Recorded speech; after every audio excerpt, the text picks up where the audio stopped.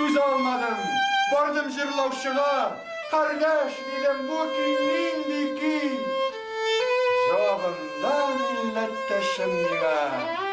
Bu ki bula dedi. Elyoki. Har kimning o'z To'qayi.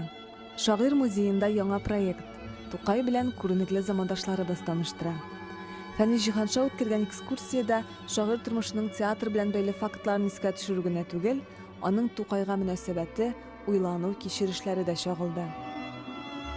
Rabit Aybatullah To'qayning shaxsiy turmushi, fotografiyalar tarixi haqida ma'lumotlar ko'proq bersa, Turk konsuli Sabretun Shang'ili bilan Fatih Qutli To'qay ham Turkiya adabiyoti masalalarini teranroq yoqtirsa, bugun endi Fanis Abujihansha teatr, To'qay ham teatr baylanishini to'xtalib deb o'ylaymiz. Abdullah Kariyev bilan ikisi birga Uralskida Qozon qonaqxonalarında yaşaganlar ham ularning do'stlari shundan 20-asr boshidan kela ekan, shundab da Qozonga kelgandan so'ng To'qayning mana shulay teatrga bo'lgan muhabbati Uralskida vaqtda Joyiq qolasida o'qigan chog'ida negiz solingan bo'lgan. Bu mening uchun bir yangilik edi. Ikkinchi yangiligi Abdullah To'qayning masalan shu o'zining kelgan shaxsiy tubatayin Sharaf fotoga tushira oldidan birinchi bosmasini shu fotoda biz uni tubataydan ko'ramiz, kissasidan olib kiydirgan. To'qay bir so'zlashmishga qarab turdi-da, ham bir qog'oz olib narsadir yozdi. U qog'ozni mening oldimga qo'ydi. Unda tubandagi she'r yozilgan edi. Suy g'umrni, suy. Bu kunni muzeyga sahib Jamal G'izatulina Volжская o'zi keldi. Ona qalb yangi buvining jini chaqirgan edi. Ekskursiyada bo'lishlar Kamil Mutug'i jirlavunda eshitdi hatto. Uzgan g'asr boshi kiraylanib qaytdi meni.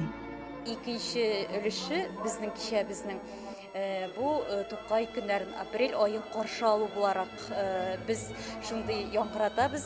Yer şairler özlerinin yanağına tabadan düşkən şiirleri bilen tanıştıracak. Hem indi onlarını bizning muzikantlar, jirchilarimiz şulay maturlayacak, bizeyecek. Yani 20.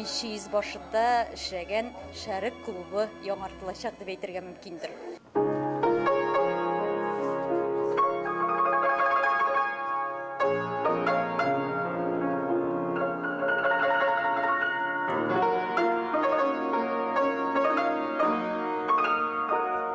Ekskursiyadan so'ng qalblilar uyushtirgan yili kecha tarixda qolgan vaqtni esga tushirdi. Kichkinagina zol, konservatoriya yoshlari mandolina shirta, jirli, fortepiano yang'iri. Shoirlar bugun yozsalarda mangilik turida so'ylay. O'tgan asr bilan chog'ishtiruv balki bunday kechalarning qiymatini barlarga umtiludandir. Bugungining yangi ovozini eshitib